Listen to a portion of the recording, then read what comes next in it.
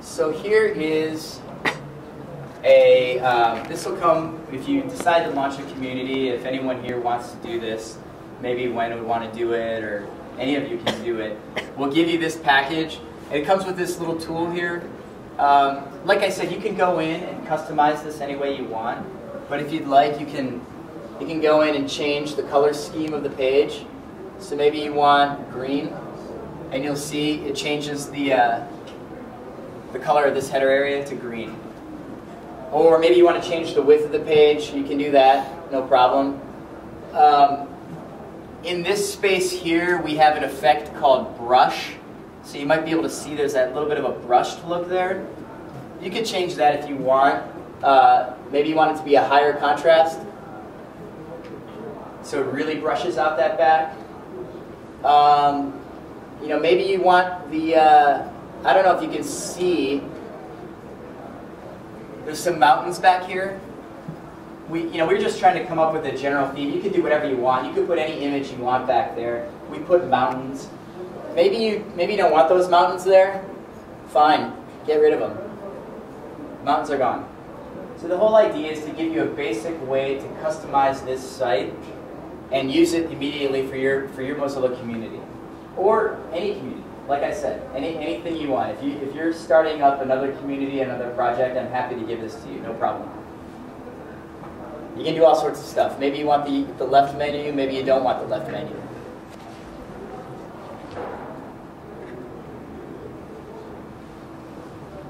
So it can be some of the benefits here. It's a smaller community site, has a larger part of the Mozilla community site, or the Mozilla community worldwide. Obviously, you just saw there's a bit of an out-of-the-box experience. We can send that to you. You can customize it any way you want and put it on your server and point the URL that you have to that server, and you can be up and running. Fairly easy maintenance, and we'll be doing a lot of maintenance on this with you and shipping updates, but very easy to maintain, very easy to extend. It also uses Drupal if that's something you're interested in, which is a powerful community system. It has blogs, news, forums, calendars, wiki, able to handle major communities and tons of extensions. So we're really just trying to make this as customizable as possible for you. Future, we're launching it in different areas, including we just came from India, where we had a Mozilla camp in Delhi. They decided to take it from an event very much like this and launch it, so we're getting that launched right now. We're still getting all the applications ready. Everything's pretty much ready to go, but there's some tweaks that we're still doing. We're going to have a common web admin panel and keep on implementing things like JavaScript, CSS, HTML. So we want you guys to be able to use this stuff any way you want. Make t-shirts, use it as a community aggregator, create a spin-off, as I said. You can use this if you want for anything at all. We will be composing a style guide as well, which will ship to you with all the files. And that is created by a designer. And they're basically giving you a guide on how to make the website look as good as possible. Just sort of general style elements and recommendations. Okay, so now let me shift gears again. That's sort of one way we build community at Mozilla inside our localization team. And now I'm going to go back to more technical stuff. So at any point along, if you guys don't know what I'm talking about or it gets a little bit confusing, just stop me. I know localization is not something that everybody does, but there's some interesting stuff in here. And I'll start with our challenges with Mozilla L10N. L10N, by the way, is an abbreviation for localization. So we have a limitation of the type of files that can be used inside Mozilla. People who are familiar with localization know that you can localize files using several different ways. A very popular way inside open source applications are with PO files. Well, we don't use PO files. We use what's called a DTD, or a property file. So does anybody know what this indicates? Has anybody seen anything like this before? Inside our code, anytime a developer wants or needs something to be translated so that it shows up in the UI for the end user, they have to flag it with an XML tag like this entity tag. And this is really the way that localizers go in and know exactly what needs to be translated. They look at the source code, they see a bunch of these entities, and then following that entity, they see a string that they have to translate. They change that from English to their own language, and then they send us the changes back and we ship it as Firefox. So that's basically how localization happens at Mozilla. The problem with the entity tag is it gives one section, one string where you can translate, and that's one unique value for everything that's been flagged by an entity. But what happens about when there are plural forms?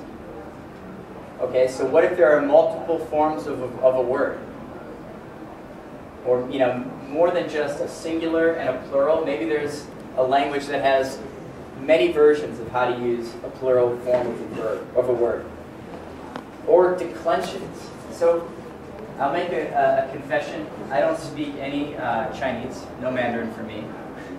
I get the sense it's a pretty difficult language. It's just my sense. But many languages have multiple forms of words, of nouns, that get declined based on the way that they're used in a sentence. English generally doesn't have this. So a word like the word sentence is the same whether it's the subject or the object of a sentence.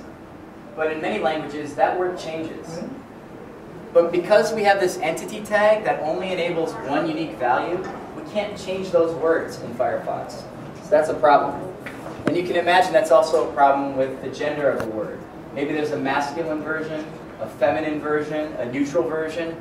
In English, that doesn't happen. Sentence is always sentence. There's not a feminine version or a masculine version of that.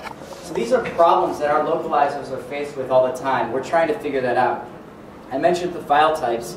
Here's a very specific example. We have property files. So if the code is written, and a lot of localizers or anybody who's looked at our code will see stuff like this. Here's a variable called offlineapps.manageUsage. And the value to that is show settings.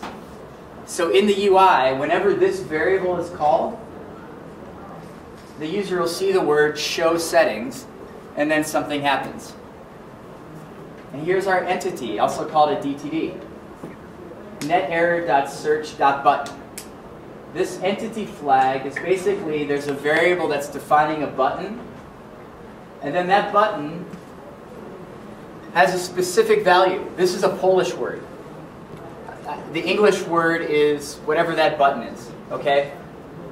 So in here, a Polish localizer took the English word and translated it to Polish. But you see, there's only one unique value available here. You see how this could be a problem? I don't know how this is in Chinese, actually. I don't know if this is a big problem. But I know Chinese has 2,500 different characters, something like that. And I don't know how many different unique values could go into something like this. But my guess is there are specific unique challenges with Chinese, just like every other language outside of English. And then we do have some of these variables. This is a get text version, or it's very similar to the PO file. And we see that in some of our web localization, where there's an ID for the file. So this basically says, this is the ID for this file type, and that's the translation. So you can see that there's some problems here. Now I'm going to take us through some of the things that we're trying to do to basically solve that. So what are some of the things that we're trying to do to make localization easier? We're developing tools. And the thing that I'm going to show you now is very much a developer-specific example. It's a Python-based library that shows you how you can basically overcome some of these issues and some of the normal challenges with localization and what we hope to use it for.